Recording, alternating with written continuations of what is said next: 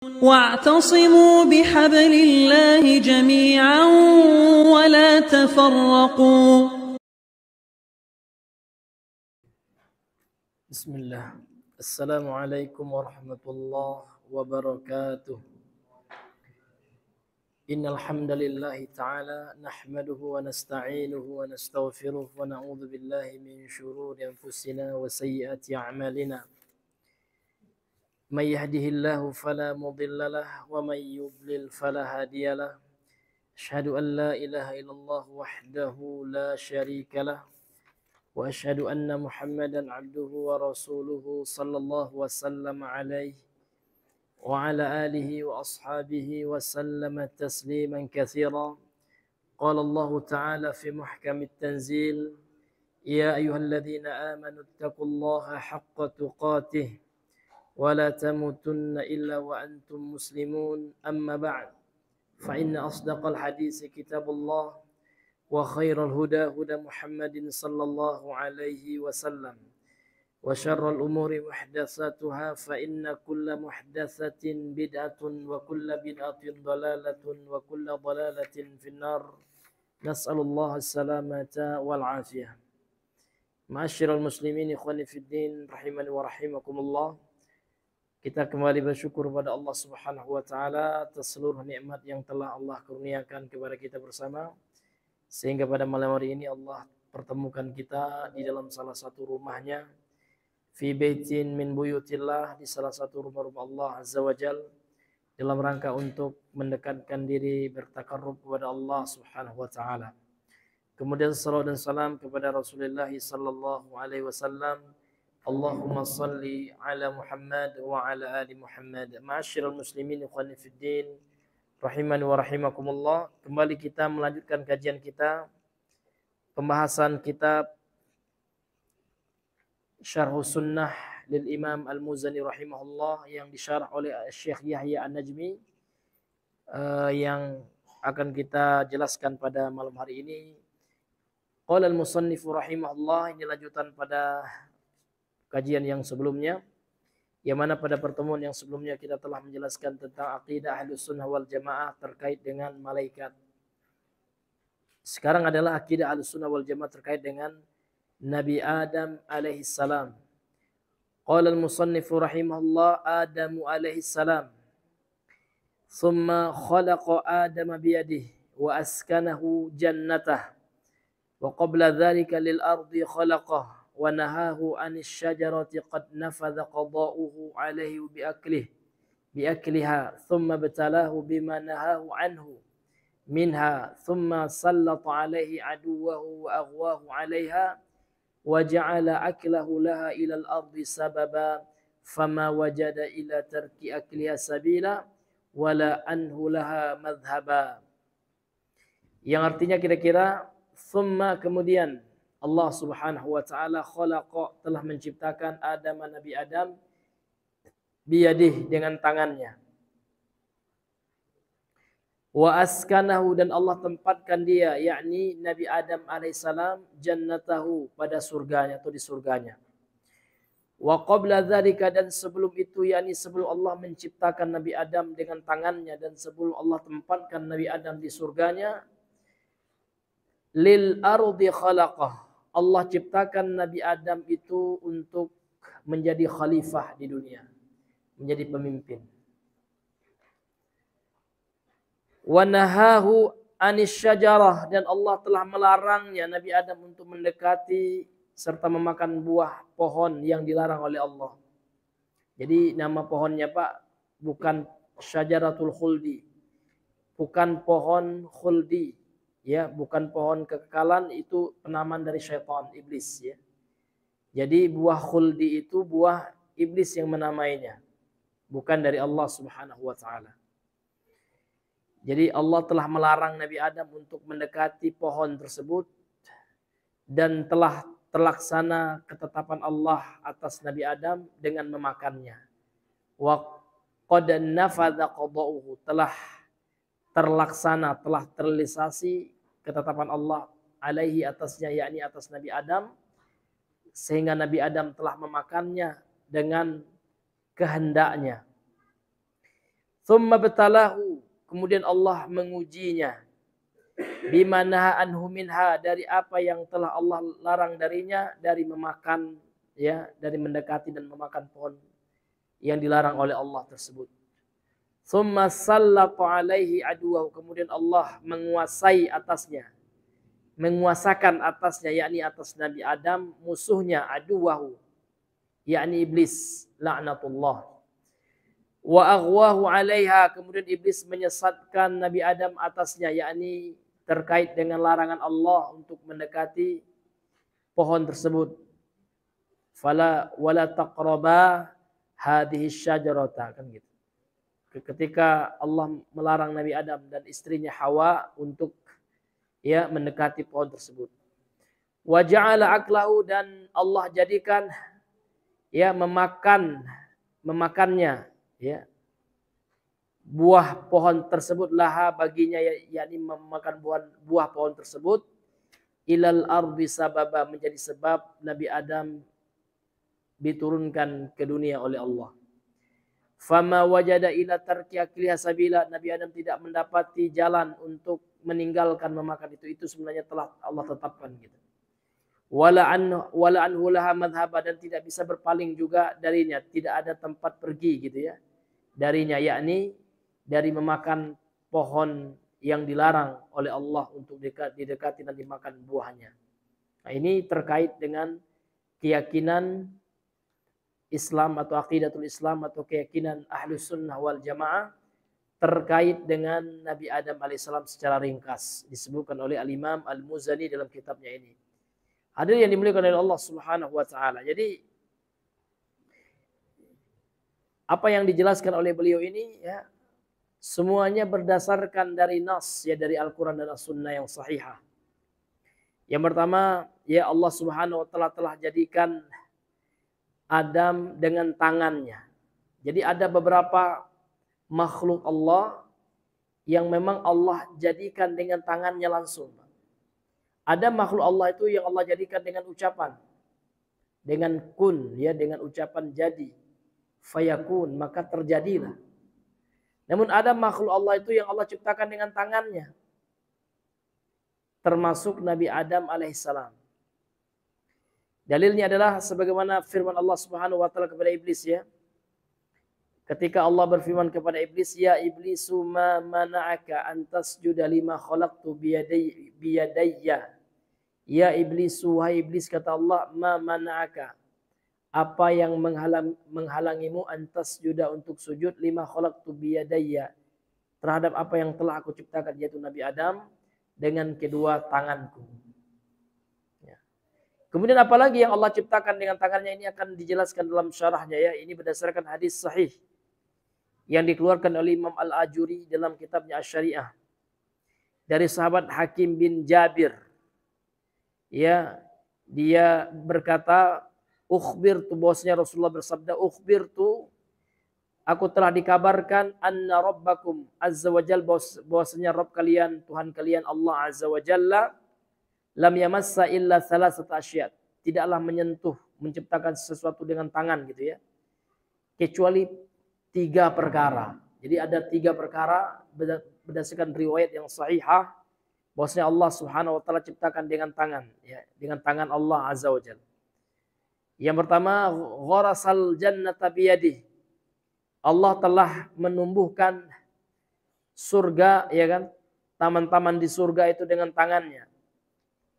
Wa ja'ala turabaha alwarasa wazaghfarana. Kemudian, ya kan, yang kedua, dan Allah Subhanahu wa taala jadikan tanahnya, yakni tanah surga itu dengan minyak wangi yang namanya alwaros, ya. Dan minyak dari tumbuhan dari bunga za'faran, ya.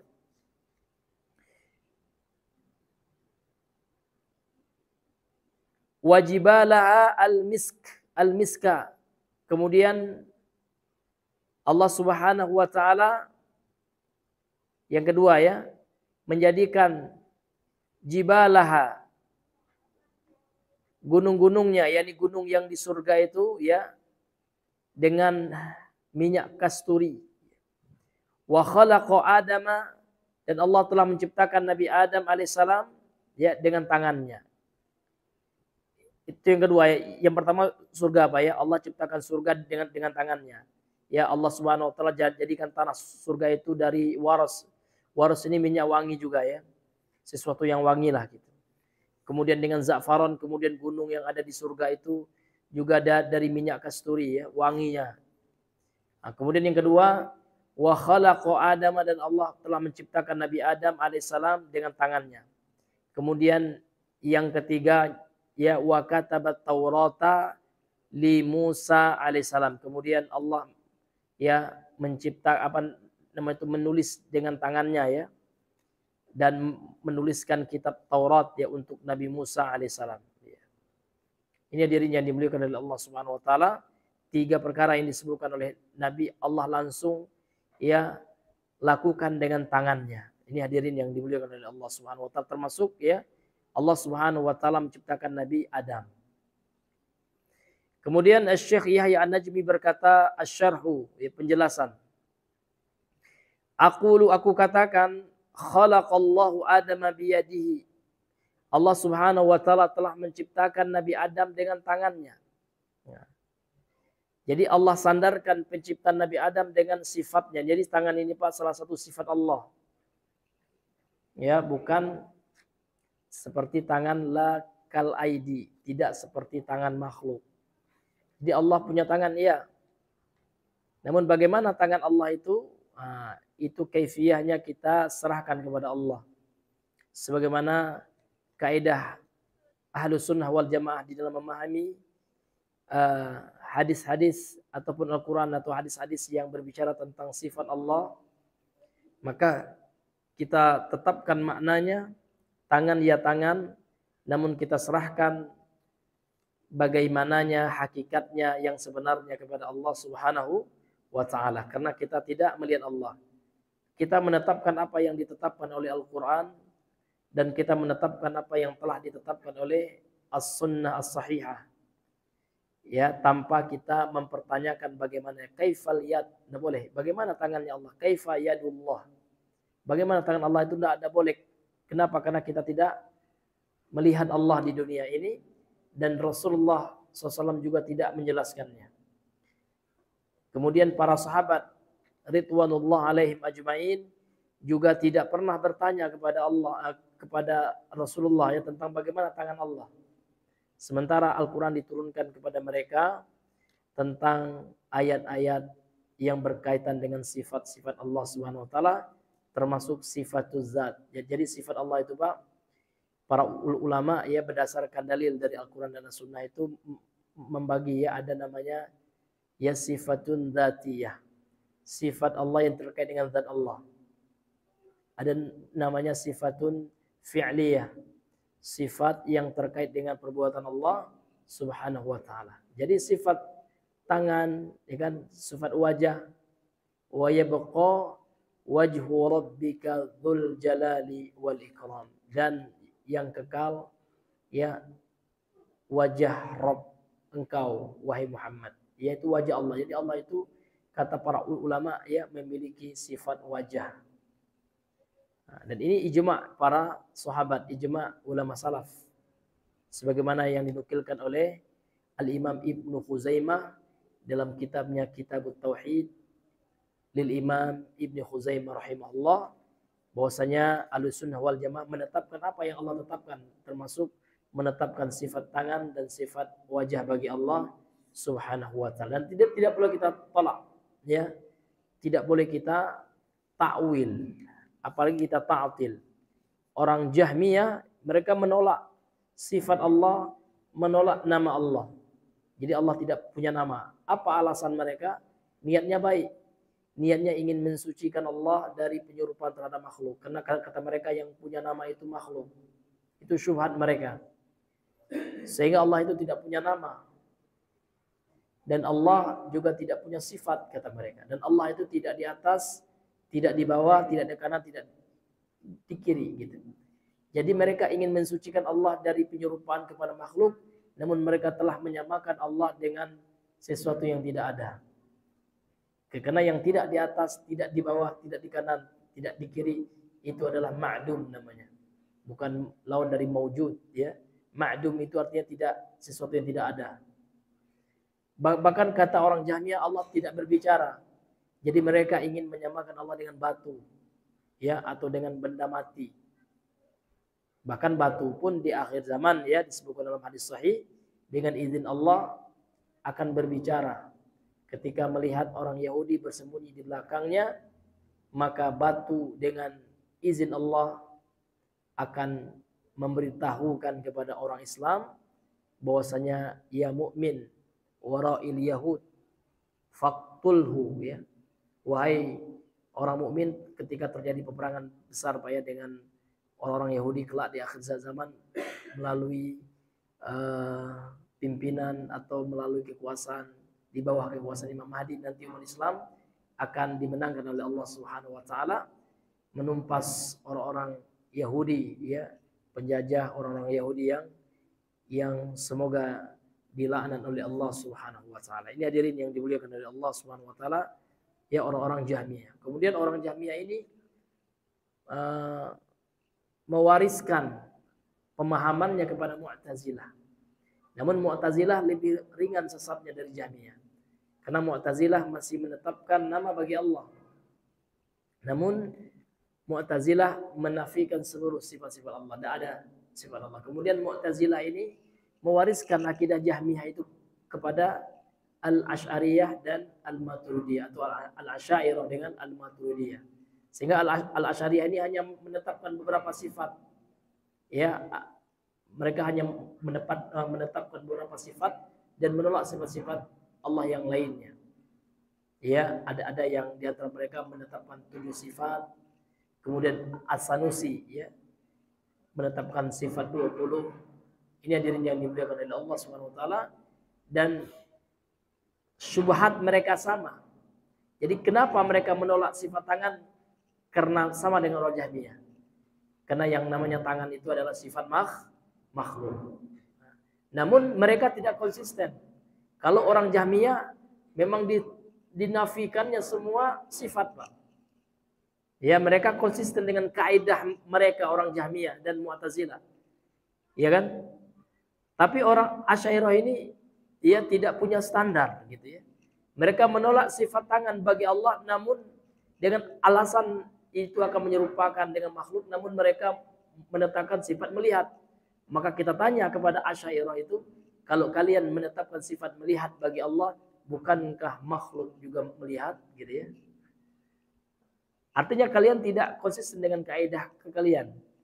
Kalau seandainya kalian menolak semuanya, ya tolak aja semua sifat. Nah, ini hadirin yang dimuliakan oleh Allah Subhanahu wa taala. Sementara Ahlus Sunnah wal Jamaah, mereka menetapkan apa yang Allah tetapkan. Kalau Allah katakan Allah punya yad, dia punya tangan, ya kita tetapkan. Kalau Allah mengatakan Allah melihat, kita tetapkan dengan tidak menyerupakan dengan makhluk, dengan tidak menyerupakan tangan Allah dengan makhluk. Nah, ini hadirin. Jadi gampang saja akidah Ahlussunnah wal Jamaah. Namun yang harus kita ketahui, syubhat, inti syubhatnya orang Al-Asy'ariyah itu, ya, mereka menolak sifat tangan, sifat wajah bagi Allah, sifat di atas bagi Allah, sifat istiwa bagi Allah. Apa syubhatnya? Sama, Pak, persis seperti Jahmiyah. Tapi mereka nggak mau dikatakan Jahmiyah, dikatakan Jahmi, ya. Namun syubhatnya sama. Karena yang di atas itu kata mereka adalah makhluk. Ya, makhluklah yang di bawah yang punya tempat itu. Allah tidak bertempat, kata mereka. Padahal dalam Al-Quran Allah tidak pernah mengatakan Allah tidak punya tempat, ya kan? Ya, dalam Al-Quran Allah hanya mengatakan laisa kamitslihi syai'un. Tidak ada yang sama dengan Allah, suatu pun dari makhluknya. Namun Allah itu beristiwa di atas arsy, gitu. Artinya ketika kita yakini Allah itu di atas arsy, ini tidak sama dengan makhluknya. Gitu saja. Ini hadirin yang dimuliakan oleh Allah Subhanahu wa taala. Kemudian kita kembali kepada pembahasan kita. Jadi Allah menciptakan Nabi Adam dengan tangannya. Jadi Allah punya tangan, iya. Ini sifat Allah ini. Ya, tangan itu adalah sifat Allah Subhanahu wa taala. Walam yubashir Subhanahu wa taala syai'an. Tidaklah Allah ia langsung menyentuh sesuatu biyadihi dengan tangannya illa salasan, kecuali 3 hal. Jadi Allah Subhanahu wa taala tidaklah langsung berinteraksi sesuatu dengan tangannya kecuali 3 hal. Yang pertama, khalaqu Adama biyadihi. Allah menciptakan Nabi Adam dengan apa, Pak? Dengan tangannya. Kemudian yang kedua, wa katabat Taurata, dan Allah menulis kitab At-Taurah, ya, kitab Taurat, ya, li Musa biyadihi, kepada Nabi Musa dengan tangannya. Wa gharasa jannata adnin biyadihi, kemudian Allah menumbuhkan, ya, surga Aden, ya, dengan tangannya. Ini disebutkan dalam hadis sahih sebagaimana yang diriwayatkan oleh Al-Imam Al-Ajurri dalam kitabnya Asy-Syariah pada halaman 303 yang telah kita jelaskan tadi. Kemudian kata beliau, wa qad tahaddatsal Qur'anu an khalqi Adam fi awwal suratil Baqarah. Dan sungguh Al-Quran telah berbicara tentang penciptaan Nabi Adam pada awal surah Al-Baqarah itu, ya, pada surah Al-Baqarah 30, Pak.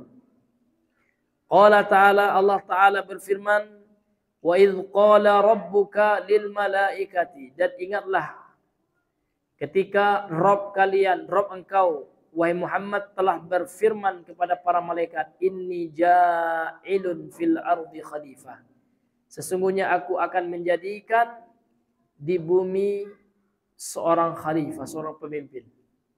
Lihat, Pak, ini dialog ini, Pak, terjadi sebelum Allah menciptakan Nabi Adam. Ya. Artinya memang Nabi Adam itu sudah Allah tetapkan sebenarnya untuk tinggal di bumi. Namun ada skenario, ya, yang menyebabkan Adam dari surga Allah turunkan gitu, ya. Karena Nabi Adam tergoda oleh bujuk rayu iblis, la'anahullah. Sehingga Nabi Adam, ya, terpengaruh oleh ajakannya dan lupa dengan larangan Allah Subhanahu wa taala. Akan tetapi Nabi Adam telah bertobat, ya. Telah diterima taubatnya oleh Allah Subhanahu wa taala. Ya, telah berkata, telah berdoa kepada Allah, Rabbana zalamna anfusana wa illam taghfir lana wa tarhamna lanakunanna minal khasirin. Jadi doa ini, Pak, sudah Allah abadikan dalam Al-Quran, doanya Nabi Adam alaihissalam ketika bertobat kepada Allah Subhanahu wa taala. Qalu, mereka para malaikat berkata, ataj'alu fiha, apakah engkau akan menjadikan di dalamnya, yakni di dunia itu, ya Allah, may yufsidu fiha, yang akan berbuat kerusakan di dalamnya, wa yasfikud dima'a, dan yang akan menumpahkan darah. Wa nahnu nusabbihu bihamdika, sedangkan kami selalu bertasbih memuji engkau, ya Allah. Wa nuqaddisu laka, dan kami mensucikan engkau. Qala, lantas Allah menjawab, inni a'lamu ma la ta'lamun, sesungguhnya aku lebih mengetahui, ya, sesungguhnya aku mengetahui ma la, apa-apa yang tidak ta'lamun, kalian ketahui wahai para malaikat. Ilmu kalian belum sampai gitu, ya. Ya, ada hikmahnya. Jadi hikmahnya itu malaikat nggak tahu, belum disebutkan oleh Allah. Jadi dalam hal ini, Pak, para ulama tafsir sepakat. Ini bukan bentuk demon, ya. Kan ada juga orang-orang yang suka demon, Pak, ya. Orang-orang yang suka demonstrasi, dalilnya ini. Malaikat demon kepada Allah, katanya. Ini bukan demon, na'udzubillah. Hasya wa kalla, gitu, ya. Maha suci Allah. Ya, karena malaikat itu adalah makhluk yang Allah ciptakan tidak untuk memberontak. Karena tidak ada hawa nafsu pada malaikat. Jadi Allah ciptakan malaikat itu, ya, makhluk yang taat saja kepada Allah Subhanahu wa taala. Sebagaimana Allah jelaskan sifat malaikat dalam Al-Quran dalam surah Tahrim itu, Pak, ya. Jadi malaikat itu, ya, selalu melakukan apa yang diperintahkan oleh Allah Subhanahu wa taala. Dan menunaikan apa yang diperintahkan oleh Allah Subhanahu wa taala, dan la ya'sunallah, kan gitu. La ya'sunallaha ma amarahum wa yaf'aluna ma yu'marun, itu. Jadi malaikat itu tidak pernah durhaka kepada Allah. Tidak pernah bermaksiat kepada Allah. Ma amarahum, apa yang Allah perintahkan kepada mereka. Wa yaf'aluna, dan mereka malaikat itu selalu melakukan apa yang diperintahkan oleh Allah Subhanahu wa ta'ala. Nah, jadi ya ini adalah bentuk pertanyaan gitu. Jadi ini murni malaikat bertanya kepada Allah karena malaikat belum diberitahu ilmunya oleh Allah Subhanahu wa taala. Sementara ternyata Nabi Adam lebih ditinggikan ilmu ya oleh Allah ketimbang malaikat, sehingga disuruhlah oleh Allah seluruh malaikat yang ada di surga termasuk iblis waktu itu juga di surga Pak ya. Untuk apa? Untuk memberikan penghormatan kepada Nabi Adam. Karena Nabi Adam itu wa'allama Adama ya. Allah Subhanahu wa taala wa'allama Adama asma ya, ya Allah Subhanahu wa taala telah mengajarkan Nabi Adam itu nama-nama. Artinya Allah berikan ilmu yang melebihi ilmunya malaikat gitu. Ya.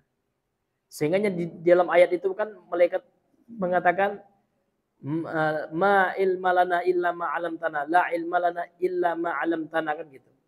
Sesungguhnya kami tidak punya ilmu ya Allah illa ma 'allamtana, kecuali apa yang telah Engkau ajarkan kepada kami gitu. Jadi malaikat mengakui tidak tahu ya hikmahnya kenapa Allah Subhanahu wa taala menciptakan ya manusia. Karena ada makhluk sebelum manusia yang Allah ciptakan di dunia juga, dan mereka melakukan kerusakan, menumpahkan darah, ya kan? Makanya malaikat setelah itu bertanya dalam ayat ini kepada Allah Subhanahu wa taala, ya akankah manusia itu ya akan menumpahkan darah gitu ya, akan melakukan kerusakan gitu kan. Nah, sementara kami tidak melakukan hal yang seperti itu, kami senantiasa bertasbih memuji Engkau, ya kan, mensucikan Engkau ya Allah. Memang seperti itu karena malaikat itu Allah ciptakan tidak ada rasa sifat durhaka kepadanya. Ini hadirin yang dimuliakan oleh Allah Subhanahu wa taala. Jadi ini bantahan Pak ya.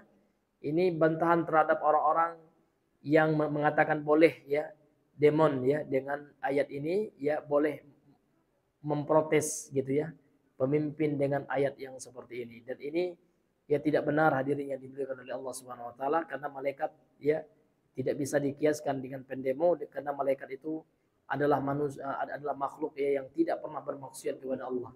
Sementara pendemo itu ya ya nggak tahu kita betapa banyak maksiatnya gitu hadirin. Dan semua manusia itu beda dengan malaikat gitu. Manusia Allah berikan nafsu ya untuk bisa melawan, untuk bisa berkehendak melakukan maksiat, sementara malaikat tidak. Allah menciptakannya hanya untuk beribadah dan taat kepada Allah saja. Baik hadirin yang dimuliakan oleh Allah. Kemudian kata Syekh Yahya An-Najmi di sini, wal muhim, dan yang terpenting, annallaha khalaqahu lil ardi. Sesungguhnya Allah Subhanahu wa taala menciptakannya, yakni Nabi Adam itu untuk tinggal di dunia, Pak. Ya. Walau lam yakun kadzalika ma ja'ala umrahu muqaddaran bis-sinin. Ya. Kalau seandainya bukan untuk hal itu, untuk tinggal di dunia, tidaklah Allah ya menciptakan atau menjadikan umurnya, yakni umur Nabi Adam itu telah Allah tetapkan, Pak. Allah ciptakan umurnya dan Allah telah tetapkan ya bis-sinin, beberapa tahun. Ya. Fakana umruhu, dan umurnya Nabi Adam itu ya dahulu ya alfasanatin, 1000 tahun. Maka sami'ataini wa khamsina sanatan, Nabi Adam tinggal selama 250 sanatan ya 250 tahun fis sama, di langit yaitu di surga. Thumma akala minasyajarah, kemudian beliau memakan ya dari buah pohon yang Allah larang, bi'ighwa'in min iblisa, ya disebabkan tipu daya iblis. Alaihi la'natullah, atasnya laknat Allah, wa na'udzubillahi minhu, dan kita berlindung kepada Allah dari laknat Allah Subhanahu wa taala. Haitsu sallatahu Allah alaihi, tatkala Allah Subhanahu wa taala menguasakan ya memberikan kekuasaan syaitan atasnya, yakni atas Nabi Adam, sehingga tergoda, terpedaya Nabi Adam, dan itu semua adalah kehendak Allah ya, itu semua telah Allah takdirkan seperti itu. Itu skenario Allah Subhanahu wa taala menurunkan Nabi Adam ke bumi, yang mana Allah sudah tahu ya bahwasanya Nabi Adam itu memang Allah ciptakan untuk tinggal di bumi. haitsu sallatahu Allahu alaihi wa ala zaujihi, ketika Allah kuasakan iblis atas Nabi Adam dan atas pasangannya, yakni istrinya Hawa. Faqasamahuma, ya, lantas iblis itu bersumpah kepada mereka berdua, kepada Adam dan Hawa, annahu lahuma minan nasihin, bahwasanya iblis itu bagi mereka berdua ya sebagai penasihat. Nah, jadi iblis Pak bersumpah, namun sumpah palsu. Nah, jadi iblis ini, padahal iblis itu Pak disebutkan dalam tafsir, kalau Bapak baca tafsir Ibnu Katsir, iblis itu orang soleh awalnya. Nah, iblis awalnya adalah seorang yang saleh, sehingga sama-sama tinggal di surga bersama malaikat. Ya, bahkan Allah gabungkan bersama malaikat. Namun kenapa iblis menjadi terlaknat? Disebabkan hasad, itu yang pertama. Iblis iri kepada Nabi Adam. Ini pelajaran yang harus kita ambil di dalam kisah ini. Menunjukkan bahwasanya hasad ini disebut oleh para ulama, dosa hasad itu dosa yang terjadi bahkan sebelum ada keturunan Adam. Ya. Sebelum ada anak Adam, sebelum Nabi Adam Allah turunkan. Ya, jadi iblis sudah ada rasa iri, dengki. Apa hasad itu Pak? Hasad itu adalah ya tamanna zawalin ni'mah anil ghair. Hasad itu adalah seseorang menginginkan nikmat Allah kepada orang lain itu hilang, Pak. Nah, itu hasad. Jadi orang yang hasid ya atau hasud, pelakunya hasid ya, sighah mubalaghah dari hasid itu hasud, orang yang banyak hasadnya gitu ya. Jadi hasad itu adalah seseorang tidak senang dia dengan nikmat yang ada pada orang lain. Misalkan orang lain punya ilmu ya, dia songong aja dia. Ah ya, ini nyaingi saya ntar nih ya. Ya. Atau temannya ya punya kelebihan, gak senang dia. Dia pingin kelebihan orang itu hilang, Pak. Ya kan, dia susah melihat orang senang. Atau nikmat yang lainnya. Ada temannya misalkan dikasih nikmat istri dua ya, dia baru satu ya, songong dia, lihat, ya kan. Nah, dicari-carinya kelemahan kesalahan teman itu, bahkan difitnahnya. Ya kan, dia itu nggak adil itu. Lihatlah di akhirat ya. Ya dasar nak begini dua pula, bentuk macam-macam, dihinanya Pak. Karena dia hasad. Kalau orang yang tidak hasad Pak, dia senang juga dia. Dia SMS Pak ya, senang lihat temannya senang. Itu yang nggak hasad ya. Kemudian kalau temannya itu salah Pak, dia kasih uzur. Ataupun kalau salah betul dia temui empat mata, ya kan? Nah, maka hasad itu Pak ini akan menimpa manusia. Bahkan para ulama mengatakan ya kan, ma khala al jasadu minal hasad. Ma khala al jasadu minal hasad. Tidak ada jasad manusia itu yang selamat dari hasad. Pasti ada itu. Namun ada orang yang melawannya, ada pula orang yang lemah dan mengikuti bujukan iblis, syaitan untuk memperturutkan rasa hasad, iri dengkinya itu. Maka hati-hati hasad. Maka Nabi mengingatkan wala tahasadu gitu. Jangan kalian saling hasad, saling tidak senang dengan nikmat yang didapatkan oleh teman kita. Teman kita baru beli baju banyak, nggak senang kita kan. Nah, ini duit dari mana gitu ya. Ah ya. Coba belikan juga saya ya. Ini enggak gitu. Ya. Sehingga menimbulkan hasad gitu ya. Iya, ya terserah dia enggak ngasih kita, alhamdulillah. Kalau enggak jangan pula kita hasad kan gitu. Ini contoh Pak ya. Jadi hasad ini luar biasa. Biasanya hasad nih Pak sesuatu yang sama profesinya. Karena enggak mungkin pemulung itu hasad dengan orang tokomas Pak ya. Apa yang dihasadkan gitu. Biasanya hasad itu terjadi kata ulama yang satu profesi. Misalkan pedagang itu biasanya akan merasa tersaingi, merasa iri dengan pedagang juga. Nah, jadi kalau ustadz Pak, ya kan, hasadnya ustadz juga. Tapi bisa kita lihat yang hasad itu dia akan mencari salahnya, padahal nggak ada salah gitu ya. Nggak senang aja dia. Kalau ada ustadz lain buka pengajian gak senang dia. Itu siapa itu gitu ya. Karena memang ada kepentingan dunia, merasa takut disaingi. Tapi orang yang tidak hasad enggak. Kita dakwah ini bukan untuk kita gitu ya. Kita dakwah ini mengajak orang kepada Allah. Kalau ada orang buka pengajian senang kita, Masya Allah. Asalkan sesuai dengan Al-Quran dan Sunnah, sesuai dengan manhaj salaf gitu. Senang kita, Masya Allah. Ya kan, ada orang yang ikut pengajian aja sudah senang kita. Karena sekarang luar biasa Pak ya, nak ke masjid aja jarang orang sekarang ya. Kalau kita bandingkan sekarang dengan mall, mana yang banyak Pak? Orang di masjid atau di mall? Ya, di mall-mall. Di mall yang banyak. Ini orang pengajian kok asad kita gitu kan. Senanglah kita ya, alhamdulillah. Nah, ini hadirin yang dimuliakan oleh Allah. Maka hasad ini luar biasa Pak. Makanya kita berdoa kepada Allah dalam surah Al-Falaq itu ya. Dari hasad ini. Ya. Wa min syarri hasidin idza hasad. Ya. Dan kita berlindung kepada Allah dari kejelekan orang yang hasad ketika dia menghasad gitu ya. Ketika dia dengki itu ya. Karena dengki itu luar biasa Pak. Pandangan mata orang yang hasad itu bisa menimbulkan penyakit. Iya. Itulah yang disebut dengan penyakit ain itu.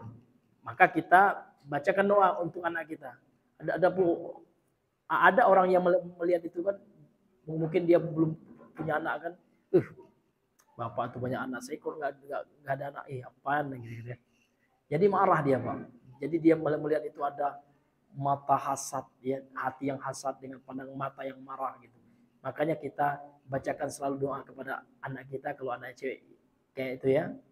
U'idzuki bikalimatillahit tammah min syarri syaitani wa hammah wa min kulli ainil lamah. Kan itu dari mata hasad ya, mata yang penuh dengan ketidaksenangan dengan nikmat yang Allah berikan kepada temannya. Bahkan kendaraan kita pun bisa terkena ain Pak. Kita bacakan doa juga, Allahumma barik fi amwali gitu ya, fi sayyarati. Ya Allah berikan keberkahan ini. Dan bahkan kita pun bisa juga Pak kalau kita tidak mengucapkan zikir. Makanya kalau kita melihat sesuatu yang menakjubkan itu Pak, yang membuat kita takjub atau kagum itu, jangan lupa zikir karena akan bisa mendatangkan ain juga. Minimal kita baca apa Bang? Masya Allah. Ya, atau Allahumma barik. Allahumma barik. Ini hadirin yang dimuliakan oleh Allah. Kembali kita kepada pembahasan kita.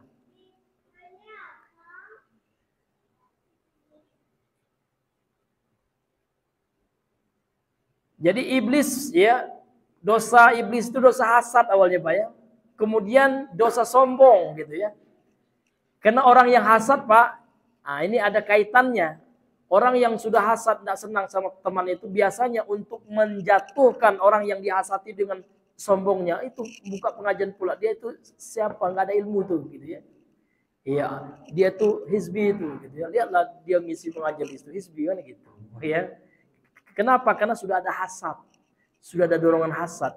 Kemudian untuk ya supaya hasadnya itu masuk ya agak nyombong dikit kita gitu kan. Supaya orang membenarkan apa yang dia ucapkan. Ini hati-hati Pak, ini luar biasa. Ya, ini hadirin yang dimuliakan Allah. Dan iblis telah mengamalkan ini ya. Jadi orang yang hasad itu Pak salafnya iblis ya. Siapa contoh teladan orang hasad? Jawabannya iblis. Siapa contoh teladan orang yang sombong? Iblis juga gitu ya. Ini hadirin yang dimuliakan oleh Allah Subhanahu wa taala. Sebagaimana yang Allah sebutkan dalam surah Al-A'raf, dalilnya ya, ayat 22. Ya. Allah berfirman, "Fadallahuma bighurur." Maka iblis menunjukkan mereka berdua untuk memakan buah larangan itu, ya, bighurur, dengan tipu daya. Falamma dzaqa asy-syajarah, dan tatkala keduanya yakni Nabi Adam dan Hawa alaihissalam memakan ya buah itu ya, pohon itu, merasakan rasa buah pohon itu, badat lahuma sau'atuhuma, maka terlepaslah kainnya gitu, hilang aja Pak ya. Maka tampaklah aurat mereka berdua. Wa tafiqa yakhsifani 'alaiha, kemudian mulailah Nabi Adam dan istrinya Hawa ya menutupi auratnya, kemudian mencari daun ya dari pohon di surga untuk menutupi aurat. Memang seperti itu Pak ya. Wa tafiqa, dan mulailah mereka berdua yakhsifani, menutupi ya alaihima ya atas mereka berdua aurat yang tersingkap itu, min waraqil jannah, dari daun di surga, dari daun pohon itu. Jadi daunnya yang jatuh itu digunakan untuk apa? Menutupi auratnya, dan itu termasuk ya dosa Pak. Jadi termasuk azab Allah itu Pak ketika tersingkap aurat. Jadi orang yang ada kaitannya juga, orang yang menutupi auratnya itu artinya Allah ingin kebaikan. Tapi kalau Allah marah Pak, Allah mengazab seseorang itu, Allah menghukum seseorang itu, diantaranya adalah dengan dia suka mengumbar aurat. Ya, ini termasuk azab dari Allah. Jadi kalau ada wanita-wanita seksi Pak, para artis itu azab Allah sebenarnya, karena mereka apa? Melalaikan ya peringatan Allah Subhanahu wa taala. Jadi tatkala Nabi Adam dan istrinya Hawa terpedaya oleh syaitan, oleh iblis la'anahullah, thumma ahbatahumallahu azza wa jalla ila ardi, kemudian Allah menurunkan mereka berdua ke dunia. Ba'da an bayyana lahuma, setelah Allah menjelaskan kepada mereka berdua adawata syaitan, permusuhan syaitan ya, bahwa syaitan itu lakum aduwwum mubin, kan gitu. Inna syaitana lakum aduwwum mubin, kan gitu. Setelah Allah menjelaskan bahwa syaitan itu adalah aduwwun mubin, musuh yang nyata bagi Adam. Fakanat tilka iradatuhu, dan ketika itulah kehendaknya. Kalau melakukan maksiat itu Pak, itu kehendak Nabi Adam ya. Bukan kehendak Allah Subhanahu wa taala pertama kali gitu. Karena Allah Subhanahu wa taala tidak akan ya menyesatkan manusia. Kecuali manusia itu memilih kesesatan itu, baru Allah sesatkan, kan gitu. Ini Pak ya. Karena Allah Subhanahu wa taala tidak pernah ya memerintahkan kepada kemaksiatan. Karena Nabi Adam juga manusia, makhluk yang Allah berikan kehendak Pak. Kehendak untuk memilih, pilihan gitu. Namun pilihan itu tentu Allah sudah tahu gitu kan, karena Allah Maha mengetahui, dan tentu sudah ada dalam catatan di Lauhil Mahfuz, dalam takdir yang telah Allah tetapkan. Namun manusia Allah berikan kehendak untuk memilih, sehingga telah kita bahas pembahasannya tentang keyakinan terhadap qada dan qadar ya, tentang ketetapan Allah, bahwasanya kita tidak boleh berhujjah, berdalil dengan takdir ketika bermaksiat kepada Allah Subhanahu wa taala. Seperti orang Jabariyah yang mana ketika mereka maksiat mencuri ya, ini Allah yang menyuruhku mencuri. Nauzubillah, Allah tidak pernah ya menyuruh hambanya bermaksiat, mencuri, berzina dan lainnya. Itu adalah perbuatan pilihan dari manusia, dan Allah akan mengazab manusia karena pilihannya. Ya, Allah tidak akan mengazab manusia ya kalau itu bukan pilihan manusia. Itu sering kami tekankan Pak, karena ini termasuk akidah Ahlussunnah di dalam memahami takdir. Contoh Pak ya, ini sering kami contohkan ya, Allah tidak akan mengazab kita kalau kita laki-laki Pak, karena jenis kelamin ini bukan pilihan kita, ini murni dari Allah. Tapi kalau sesuatu yang kita pilih, yang Allah berikan kita pilihan, yang kita mampu untuk memilihnya, seperti sholat, itu kan Allah berikan pilihan kepada kita. Allah beri kita ikhtiar gitu ya, pilihan. Allah beri kita ya kehendak, masyiah gitu. Ini hadirin yang dimuliakan oleh Allah SWT. Ya, jadi Nabi Adam terpedaya oleh iblis, itu memang juga kehendak dari Nabi Adam alaihissalam. Sehingga Allah hukum beliau dengan apa? Dengan Allah Subhanahu wa taala turunkan beliau ke dunia. Sehingga adanya kita sekarang, ya inilah skenario Allah Subhanahu wa taala. Kemudian hadirin yang dimuliakan oleh Allah Subhanahu wa taala, kata beliau, walaqad qala ba'dus salaf, dan sungguh telah berkata sebagian ya ulama salaf, khalaqallahu Adama lil ardi, Allah telah menciptakan Nabi Adam untuk tinggal di bumi. Betul Pak ya. Sebagaimana surah Al-Baqarah ayat 30 itu ya. Allah akan menjadikan Nabi Adam sebagai khalifah. Sebagai pemimpin di bumi. Wadzalika annahu su'ila hal khalaqallah. Hal itu ya ceritanya ulama salaf ini, sebagai ulama salaf ini su'ila, dia ditanya gitu ya. Jadi ada seorang ulama salaf ditanya oleh muridnya ya, hal khalaqallahu Adama lil ardi am lis samai? Apakah Allah telah menciptakan Nabi Adam itu ya untuk tinggal di dunia atau di langit? Nah, maka jawaban ulama salaf ini, faqala bal lil ardi. Dia menjawab, tentu Allah ciptakan ya Nabi Adam itu untuk apa? Untuk ya tinggal di dunia. Sebagaimana dalam footnote-nya Pak ya, dalam hasyiahnya, dalam footnote-nya kita bisa lihat catatan kakinya. Akhraja Abu Dawud, telah mengeluarkan Abu Dawud dalam sunannya ya, dalam hadis Abu Dawud ya. An Khalidil Haddai, dari Khalid Al-Haddai, qala qultu lil Hasan, aku bertanya kepada Al-Hasan ini, ulama tabi'in, Hasan Al-Basri, ya Aba Sa'id, wahai Abu Sa'id, akhbirni an Adam, tolong engkau informasikan, engkau kasih tahu aku tentang Nabi Adam. Alisamai khuliqa amlil ardi, apakah untuk tinggal di langit diciptakan Nabi Adam itu, amlil ardi, atau untuk tinggal di dunia? Qala, maka Al-Imam Hasan Al-Basri menjawab, la balil ardi, tidak untuk tinggal di langit, akan tetapi ya untuk tinggal di bumi.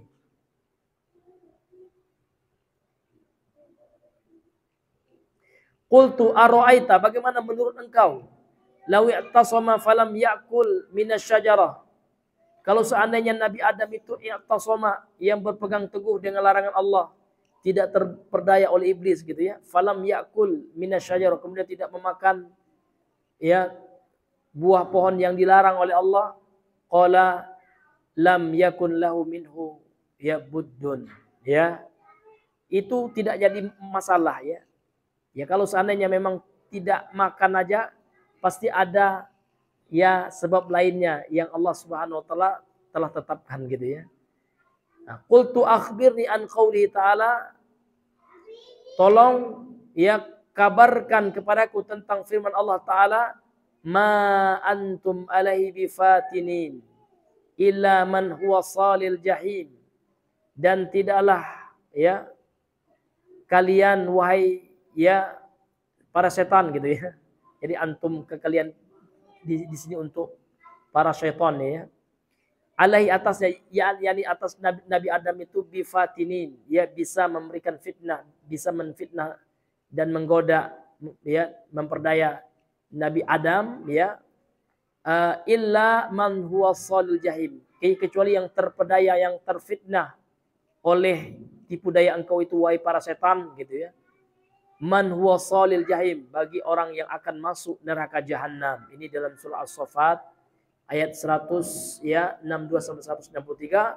Qala ya, maka Imam Hasan Al-Basri menjawab ya, inna syayatina, sesungguhnya para setan, la yuftinuna bi dhalalatin illa man aujaballahu alaihil jahim. Sesungguhnya setan itu tidak akan mampu gitu Pak ya, memberikan fitnah dengan kesesatan mereka, memberi tipu daya dengan kesesatan mereka, illa, kecuali man aujaballah, ya siapa yang Allah telah wajibkan atasnya masuk neraka jahim ya, neraka jahanam, dengan ilmu dan ketetapan Allah Subhanahu wa taala. Dan hadis ini wasahhahahu Al-Albani rahimahullah, yang telah disahihkan oleh Al-Imam Al-Albani rahimahullah taala dalam kitabnya Sahih wa Dhaif Sunan Abi Daud. Ini hadirin bisa dibaca ya dalam footnote-nya. Artinya apa? Artinya memang Nabi Adam itu telah Allah tetapkan untuk menjadi khalifah ya, pemimpin di dunia. Jadi iblis menggodanya itu memang suatu ketetapan ya, yang Allah Subhanahu wa taala telah mengetahuinya ya, bukan karena itu gitu ya. Bukan karena karena godaan iblis. Karena kalau seandainya iblis ya tidak mampu menggodanya, akan ada sebab-sebab lain ya kan yang menyebabkan Nabi Adam diturunkan oleh Allah Subhanahu wa taala ke dunia. Intinya hadirin yang dimuliakan oleh Allah Subhanahu wa taala, keyakinan Ahlus Sunnati wal Jamaah terhadap Nabi Adam, bahwasanya Nabi Adam ini ya Allah memang telah menetapkan, telah mentakdirkan beliau untuk turun ke dunia. Kemudian di antara sebabnya adalah ketika ada pelanggaran-pelanggaran yang terjadi, dan pelanggaran-pelanggaran yang terjadi itu ada hikmahnya. Ada pelajaran-pelajaran yang Allah ingin kita mengambilnya. Fa'tabiru ya ulil absar gitu ya. Ambillah pelajaran wahai orang-orang yang melihat dengan mata hatinya tentang apa? Tentang kisah-kisah dalam Al-Qur'an yang semuanya syarat atau semuanya penuh dengan pelajaran. Jadi adanya kisah Nabi Adam itu yang Allah sampaikan dalam Al-Qur'an, Pak. Yang sebelumnya kita kan nggak tahu siapa Nabi Adam. Kita tahu karena ada Al-Qur'an gitu ya. Kita tahu karena diberitahukan oleh Allah Subhanahu wa taala, supaya untuk apa, Pak? Supaya kita mengambil ibrah, pelajaran. Adanya iblis, apa hikmah adanya iblis itu? Supaya kita tidak mencontoh perilakunya gitu. Ya kan, supaya kita menjauhi seluruh karakter dan sifat-sifat yang ada pada iblis itu. Ya, kemudian kenapa Nabi Adam berdosa ya? Kemudian tobat, supaya kita mencontoh, Pak. Karena kita anak Adam itu akan juga seperti Nabi Adam tidak luput dari namanya dosa. Ya kan? Kullu bani Adam khata'un, kata Rasulullah. Setiap anak Adam, ya itu banyak berbuat dosa. Lihat Pak, dalam bahasa Arab, ya sering kami sampaikan, kalau orang sekali berbuat dosa itu bahasa Arabnya khati'un. Khati'un. Tapi kalau khata'un itu namanya sighah mubalaghah. Ya, atau sesuatu yang berlebih kalau bahasa kita. Hiperbola gitu. Artinya manusia itu khata'un, banyak salahnya, bukan satu saja. Namun wa khairul khata'ina, sebaik-baik orang yang banyak salah itu at-tawabun. Orang yang sering, enggak hanya sekali taubat, Pak. Kalau sekali taubat itu bahasa Arabnya taibun. Ya, isim fa'il dari taba, yatubu, ya, taubatan, taibun, ya. Sedangkan tawab itu adalah orang yang sering selalu bertobat kepada Allah. Maka taubat itu ya harus selalu, Pak. Bahkan setiap detik kita harus taubat. Masuk pasar ya, ya terlihat cewek misalkan, ya kan? Ya rupanya ada jenggot gitu ya. Gitu ya. Astagfirullah. Lupa Allah melihat gitu ya. Yakin terkadang kita terlalaikan oleh godaan dunia itu, Pak. Maka langsung kita taubat itu. Ya kan? Jangan putus asa seperti ya kan godaan setan, karena setan itu, Pak, bala tentara iblis itu menggoda manusia, bagaimana manusia nggak mau bertobat. Ya, godaannya ya, yang pertama, Pak, melalaikan tobat. Nanti ajalah ya. Kamu masih muda, udahlah maksiat ajalah dulu. Ini godaan setan ini. Ini tipu daya setan. Kemudian yang kedua, Pak, setan itu godaannya kepada orang yang banyak bermaksiat. Allah tidak akan mengampuni kamu nih, ya kan? Enggak layak lagi kamu ini maksiat. Udahlah maksiat ajalah. Terus membuat dia ya berputus asa. Qunut kalau bahasa Arabnya. Al-qunut min maghfiratillah atau min rahmatillah, min rahmatillah. Berputus asa dari rahmat Allah. Padahal ya Allah Subhanahu wa taala ya akan mengampuni dosa kita betapapun banyaknya, Pak. Selama kita mau kembali kepada Allah Subhanahu wa taala. Ini hadirin yang dimuliakan oleh Allah ya. Nabi itu sehari berapa kali tobatnya, Pak? 100 kali, subhanallah. Ini dalam hadis sahih Muslim, Pak. Sehingga kalimat tobat itu, Pak, menjadi wirid kita. Wirid pagi petang, zikir pagi petang. Astagfirullah wa atubu ilaih. Itu sunnah habis subuh 100. Apa arti astagfirullah? Ya Allah, ampuni aku ya Allah. Wa atubu ilaik, dan aku bertobat kepada Engkau ya Allah gitu. Tapi tobat itu, Pak, jangan di lidah saja gitu ya. Harus diakui ada penyesalan dalam hati kita dari maksiat yang kita lakukan. Kemudian ada tekad, Pak, ya. Ada tekad untuk tidak lagi mengulanginya. Ya, ini hadirin yang dimuliakan oleh Allah Subhanahu wa taala. Kemudian yang ketiga, maaf ya, Kemudian wa kana fi ikhwaihi maslahatun. Nah, jadi dan pada tipu daya iblis itu ada hikmah dan ada kemaslahatannya rupanya. Ya kan? Jadi ada hikmah yang bisa kita ambil kenapa iblis itu ya menyesatkan, menggoda, menipu, memberikan tipu daya kepada Nabi Adam, kata beliau. Yang pertama, liya'rifa, supaya Nabi Adam itu tahu gitu, dan termasuk kita juga ya. Akibata al-mukhalafati li amrillah. Akibat ya konsekuensi dari menyelisih perintah Allah itu. Apa konsekuensinya? Nabi Adam Allah turunkan dari kenikmatan yang banyak di surga, apapun yang mau istri Allah ciptakan, mau ini itu Allah berikan. Namun ketika yukhalifu, yang menyelisih ya perintah Allah, maka taulah akibatnya, konsekuensinya diturunkan ke dunia yang harus sesuatu diusahakan dengan ya usaha kita gitu ya. Itu hikmahnya Pak dari tipu daya iblis itu, supaya Nabi Adam itu sadar gitu ya, bahwasanya ada konsekuensi yang besar dari orang-orang yang menyelisih perintah Allah. Jadi Nabi Adam itu sebenarnya Pak hanya satu perintah Allah Pak ya, yang tidak diindahkan oleh Nabi Adam. Ya, Allah mengatakan wala taqrabaha di syajarata, jangan engkau dekati ya wahai Adam dan Hawa gitu, pohon ini.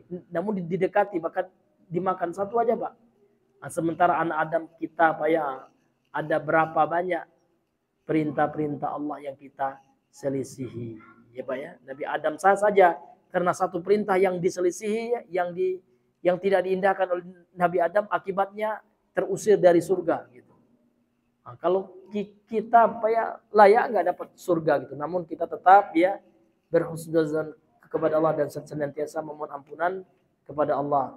Ada berapa banyak ya perintah Allah yang telah kita selisihi, dan kita tetap berusaha memohon ampunan dan berkeinginan, bertekad untuk memperbaiki diri di sisa usia kita, dan mudah-mudahan sebelum kita menutup mata kita di dunia ini, kita dalam keadaan taat kepada Allah Subhanahu wa taala. Amin ya rabbal alamin. Kemudian yang kedua, apa maslahatnya Pak ya dari tipu daya iblis itu? Yang kedua kata beliau, tsanian, yang kedua, liyatabayyana lahu, ya, supaya menjadi jelas bagi Nabi Adam, aduhu alladudu, musuhnya yang paling nyata, yang paling keras kepadanya, yaitu iblis. Ternyata iblis ini pembohong. Kan iblis kan bersumpah, saya bersumpah wahai Adam gitu, wahai Hawa, aku adalah pemberi nasihat bagimu, orang yang menginginkan kebaikan, makalah buah pohon itu supaya kalian kekal. Itu namanya syajaratul khuldi, pohon kekekalan. Kalau engkau makan wahai Adam, engkau tidak akan pindah dari surga ini gitu ya. Ternyata kebalikannya ya, kalau dimakan pohon itu akan terusir dari surga.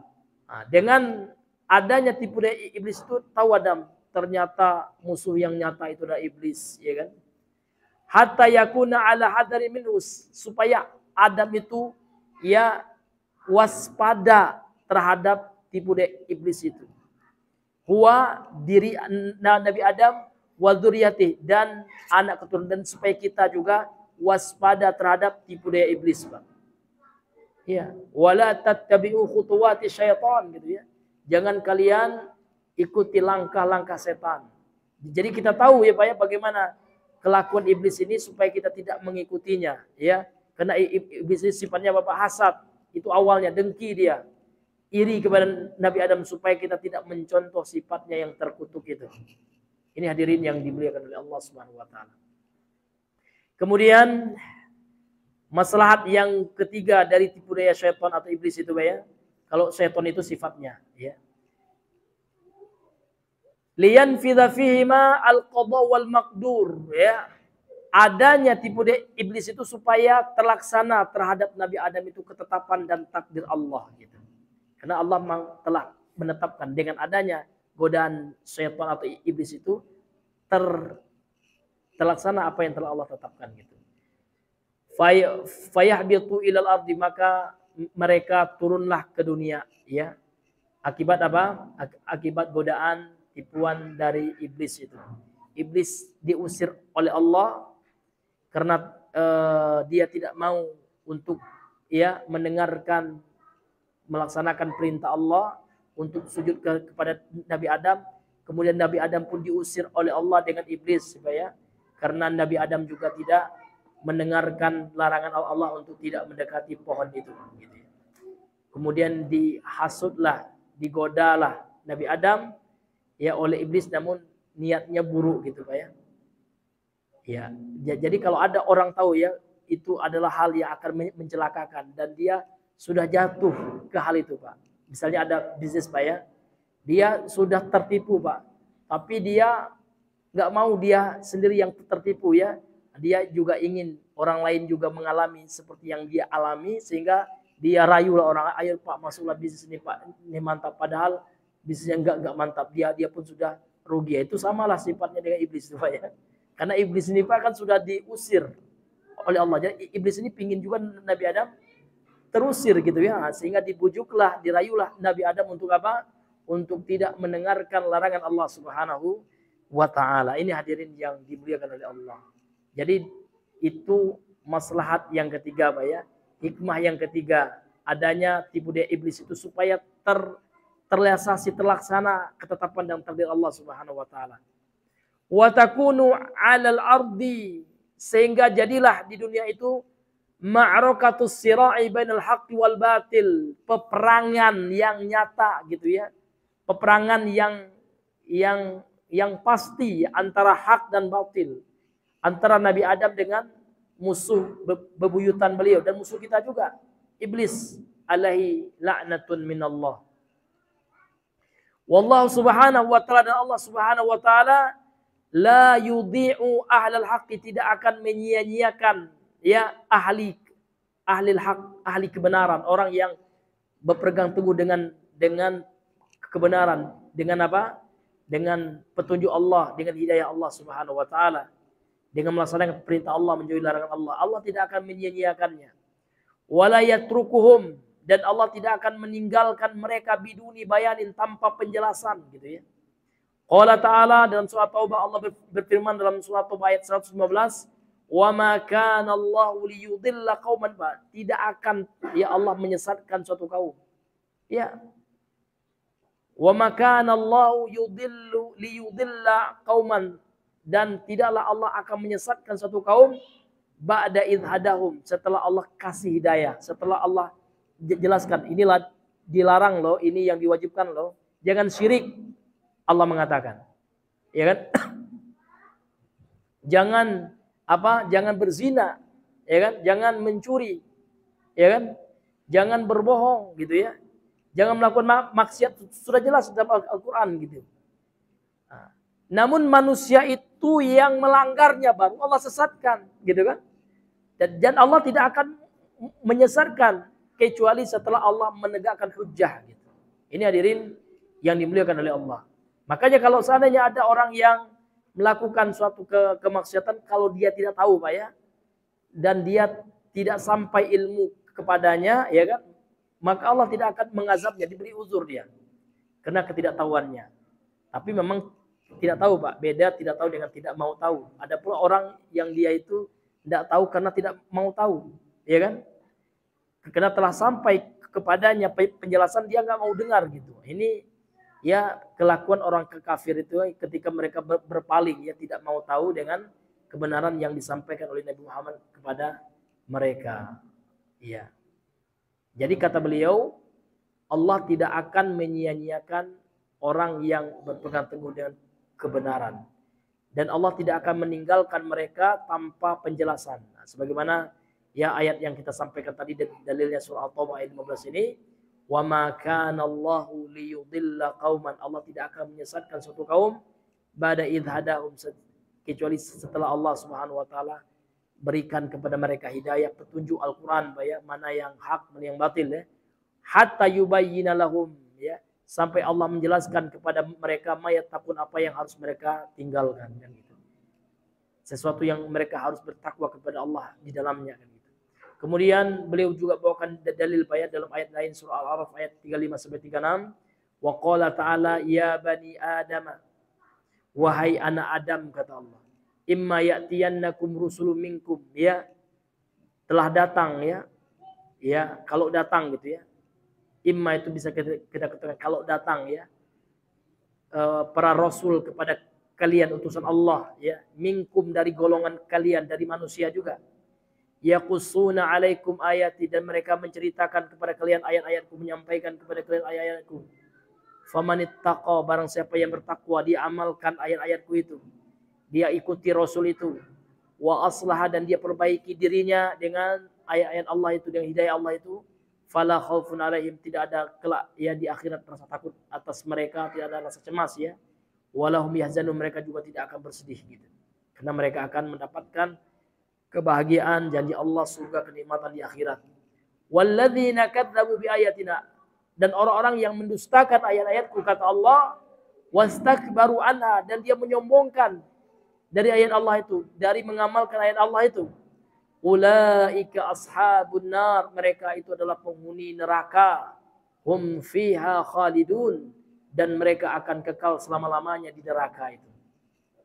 Jadi Allah tidak menyesatkan kita, Pak. Kita yang memilih sesat. Ya kan? Allah Subhanahu wa taala telah memberikan hidayah berupa Al-Qur'an, namun kita tidak mau mempelajarinya. Allah telah mengutus nabi, namun kita tidak mau mempelajari sunnah nabi itu. Nah, jadi nggak ada alasan bagi kita gitu ya. Kita aja yang malas. Ini hadirin yang dimuliakan oleh Allah. Tapi saya nggak tahu Pak Ustadz bagaimana sunnah ini sunnah itu. Kenapa nggak belajar? Itulah Allah mewajibkan kita untuk belajar, ya kan? Tapi kami nggak tahu ternyata kedukun itu adalah syirik besar, gitu kan? Tapi kan kami nggak tahu gitu, nggak ada lagi kami nggak tahu. Setelah turun Al-Quran, maka kewajiban kita mempelajari ya apa yang Allah wajibkan atas kita. Ini hadirin yang dimuliakan oleh Allah. Ada juga orang bilang kami nggak tahu kalau surah itu wajib, nggak ada, ya. Nggak ada alasan lagi. Kenapa? Karena Al-Quran sudah diturunkan. Maka ketika Al-Quran telah diturunkan sempurna, ya kan? Dan Nabi telah diwafatkan, telah sempurna agama ini. Al-yawma akmaltu lakum dinakum wa atmamtu alaikum ni'mati wa raditu lakum al-islam madinah, kan gitu. Ya, itu termasuk surat yang terakhir Allah turunkan, surah Al-Maidah ayat yang ketiga itu. Ya, sempurnanya agama ini, maka tidak ada lagi alasan bagi kita untuk tidak tahu tentang agama ini. Sehingganya kita diwajibkan oleh Allah untuk belajar, Pak. Sehingga Allah akan tinggikan derajat orang yang belajar itu.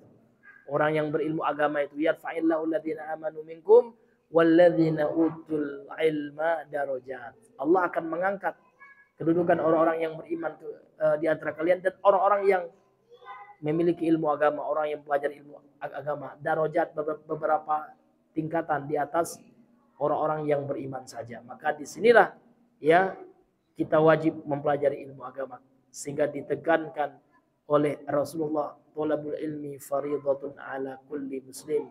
Menuntut ilmu agama itu hukumnya wajib, sehingga kita tidak ada alasan lagi ya untuk tidak tahu tentang perintah Allah dan perintah Rasulnya, larangan Allah dan larangan Rasulnya. Dan para ulama telah berjasa sebagai pewaris para nabi, telah menyusun ilmu-ilmu agama itu untuk memudahkan kita mempelajari. Ada ilmu akidah, ya kan, ada ilmu tafsir, ya kan, ada ilmu fikih, ada ilmu akhlak atau ilmu tazkiyatun nafs, ya gitu kan. Nah, tinggal kita lagi mempelajari agama ini, hadirin yang dimuliakan oleh Allah Subhanahu wa ta'ala, untuk mendapatkan surganya Allah Subhanahu wa ta'ala. Wallahu ta'ala alam bisawab. Jadi selesailah pembahasan kita tentang keyakinan ya terhadap Nabi Adam alaihissalam. Insyaallah pertemuan yang berikutnya ya Pak ya, kita akan masuk pembahasan yang berikutnya, yaitu tentang al-jannatu wan nar, tentang keyakinan terhadap surga dan neraka pada halaman 53. Wallahu taala a'lam bissawab. Subhanakallahumma bihamdika asyhadu an la ilaha illa anta astaghfiruka wa atubu ilaik. Assalamualaikum warahmatullahi wabarakatuh.